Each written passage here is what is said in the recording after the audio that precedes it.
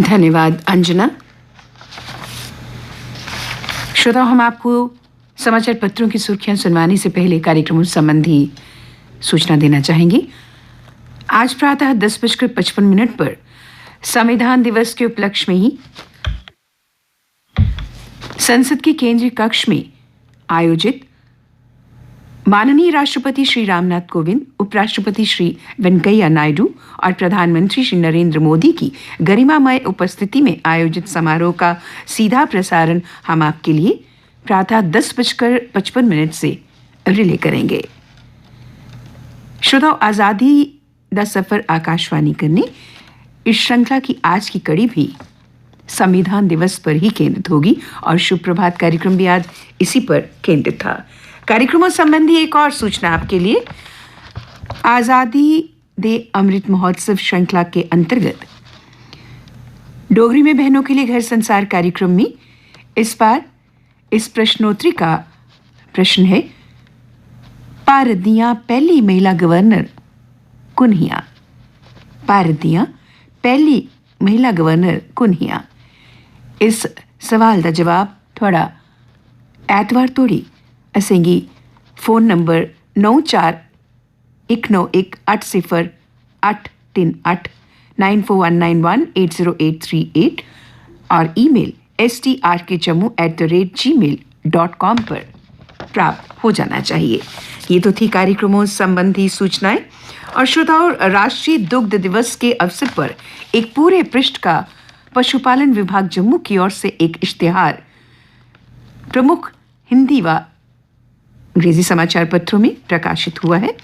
इसमें माननीय उपराज्यपाल श्री मनोज सिन्हा का संदेश, स्वस्थ भारत स्वस्थ जम्मू कश्मीर, भारत ने श्वेत क्रांति को राष्ट्रीय दुग्ध दिवस के रूप में मनाए जाने पर हार्दिक बधाई। इसके अलावा प्रमुख सचिव पशुपालन श्री नवीन चौधरी व निदेशक पशुपालन विभाग जम्मू डॉक्टर सागर डी डायफोर्ड जम्मू की भी इस अवसर पर शुभकामनाएं प्रकाशित हुई हैं। आपको बता दें, विश्व भर में सबसे अधिक दूध उत्पादन करने वाला देश भारत के सभी दुग्ध उत्पादकों को राष्ट्रीय दुग्ध दिवस की हार्दिक शुभकामनाएं। और अब चलते हैं समाचार पत्रों की सुर्खियों की ओर। श्रोताओं, आज प्रमुख अंग्रेजी व हिंदी दैनिक समाचार पत्रों का पहला बड़ा समाचार नार्को टेररिज्म से संबंधित है। Rupees 100 crore worth heroin sent from Pak seized in Jammu. Proceeds were meant for militants. सेब व्यापार की आड़ में नशे का बड़ा खेल, 100 करोड़ रुपए की 52 किलो हेरोइन जब्त की गई। पाकिस्तान से हुई थी तस्करी, कश्मीर से पंजाब जा रहा था ट्रक, एक आदमी को गिरफ्तार किया गया। नार्को टेररिज्म के खिलाफ जम्मू कश्मीर पुलिस के डायरेक्टर जनरल दिलबाग सिंह ने कहा कि पाकिस्तान जे&के और पंजाब में नार्को टेररिज्म को हवा दे रहा है। जम्मू सुकेतर गांव हाईवे पर नाके पर पकड़ा गया ट्रक, सेब की पेटियों में छुपाकर लोड की गई थी हेरोइन। ये समाचार आज सभी समाचार पत्रों का पहला बड़ा समाचार बना हुआ है। श्रोताओं, एक अन्य समाचार जो कुछ समाचार पत्रों के प्रथम पृष्ठ पर और कुछ समाचार पत्रों के अंदर के पृष्ठ पर प्रमुखता लिए हुए, प्रधानमंत्री श्री नरेंद्र मोदी ने उत्तर प्रदेश में जेवर नोएडा इंटरनेशनल एयरपोर्ट का शिलान्यास कल रखा। इस मौके पर बोलते हुए उन्होंने कहा कि इंफ्रास्ट्रक्चर प्रोजेक्ट हमारे लिए राजनीति नहीं बल्कि राष्ट्र नीति है। तय समय में परियोजना का काम पूरा कराने के लिए जुर्माने का प्रावधान किया गया है। ये समाचार सभी समाचार पत्रों में आज प्रमुखता से सचित्र प्रकाशित हुआ है। जम्मू कश्मीर में साल 2018 के बाद से सरकारी बंगलों, इमारतों, कोठियों, फ्लैट आदि पर कब्जा जमा कर बैठे राजनेताओं का ब्यौरा जम्मू हाई कोर्ट ने मांगा है। ऐसे लोगों की सूची मांगी जिन्होंने जम्मू में घर होने के बावजूद जमा रखा है इन सरकारी आवासों पर कब्जा। सरकार के सरकारी वकील ने उन सभी 72 पूर्व मंत्रियों, एमएलए, एमएलसी सदस्यों के बारे में हाई कोर्ट को जानकारी दी। ये समाचार भी आज प्रथम पृष्ठ पर प्रमुखता लिए हुए है। उपराज्यपाल मनोज सिन्हा ने गुज्जर, बकरवाल, गद्दी और सिप्पी समेत सभी जनजातीय समुदायों के बच्चों के लिए बनेंगे 200 स्मार्ट स्कूल। 21,000 छात्रों को स्कॉलरशिप दिया जाएगा। इन स्कूलों में एलेक्स प्रोजेक्टर से पढ़ाई के लिए स्मार्ट क्लासेस, सोलर पावर, खेलों के लिए मॉडर्न सुविधाएं होंगी। उपराज्यपाल ने कल शुरू की ये विशेष योजना। एक प्रमुख दैनिक हिंदी समाचार पत्र का आज ये पहला बड़ा समाचार बना है। श्रीनगर में नेशनल इन्वेस्टिगेशन एजेंसी ने कश्मीर में 5 जगह पर छापे मारे। ये कार्रवाई लखनऊ के एक अलकायदा मामले में शोपियां और बड़गाम में छापेमारी इस बारे में की गई। सरकारी कर्मचारी, शिक्षकों, औकाफ बोर्ड के पदाधिकारी व 2 अन्य लोगों के ठिकानों पर भी छापे मारे गए। और अब समाचार पत्रों में छपे कुछ अन्य मुख्य समाचार। बुजुर्गों की चिंता को देखते हुए केंद्र सरकार ने 29 नवंबर को शुरू होने वाले संसद के शीतकालीन सेशन में पेश होगा माता पिता और बुजुर्ग नागरिकों की देखभाल से जुड़ा नया विधेयक। इन बुजुर्गों की संपत्ति पर हक जताने वालों को देना होगा गुजारा भत्ता।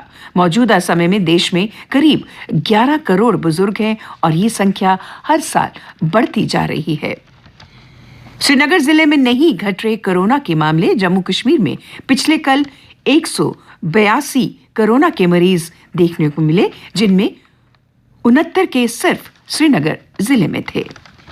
Chief secretary doctor Arun Kumar Mehta ने जम्मू कश्मीर में कुपोषण की स्थिति और कम्युनिटी रसोई की आवश्यकता की एक मीटिंग में समीक्षा की और निर्देश दिए कि social welfare department Jammu Kashmir को कुपोषण से मुक्ति दिलाने के लिए एक विशेष अभियान शुरू करे। अभियान के तहत सभी आंगनवाड़ी वर्करों और सुपरवाइजर समेत सभी अधिकारियों को जिम्मेदारी सौंपी गई। प्रदेश में 1 महीना चलेगा कुपोषण मुक्त अभियान।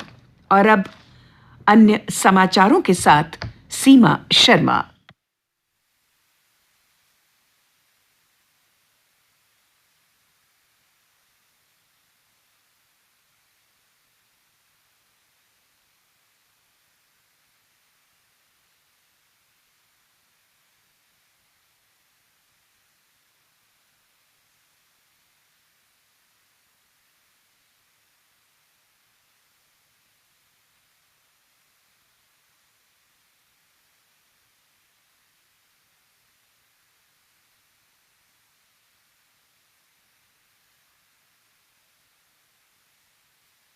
में मारे गए आतंकियों को मासूम बताया था पीडीपी अध्यक्ष ने। पुलिस पर हत्याओं का आरोप लगाने के मामले को कुछ लोग तुल देने की कोशिश में लगे हैं। जम्मू में न्यू प्लॉट ट्रेजरी में लगा है पेंशन मेला। फूल बरसाकर पेंशनरों का किया जा रहा स्वागत। पेंशन धारकों के चेहरे पर खुशी की लहर देखी जा सकती है। मेले में हल हो रहे हैं मसले। 27 नवंबर तक चलेगा ये पेंशन मेला। और अब खेल समाचार। भुवनेश्वर में जूनियर हॉकी कप विश्व कप के दूसरे मैच में भारत ने कनाडा को 13-1 से हराकर दमदार वापसी की है। इसी जीत से भारतीय टीम पूल बी में फ्रांस के बाद तालिका में दूसरे स्थान पर पहुंच गई है। टेस्ट क्रिकेट में टीम इंडिया ने न्यूजीलैंड के खिलाफ 4 विकेट पर बनाए 258 रन। 113 रन की अटूट साझेदारी कर चुके अय्यर व जडेजा। ओलंपियन सौरभ चौधरी ने राष्ट्रीय निशानेबाजी में स्वर्ण जीता। और अब मौसम। आज मौसम आमतौर पर खुश्क रहने का अनुमान है। कल का अधिकतम तापमान 25 डिग्री सेल्सियस, न्यूनतम तापमान 9.6 डिग्री सेल्सियस रिकॉर्ड किया गया। आज सूर्यास्त 5:29 पर, कल सूर्योदय 7:12 पर होगा।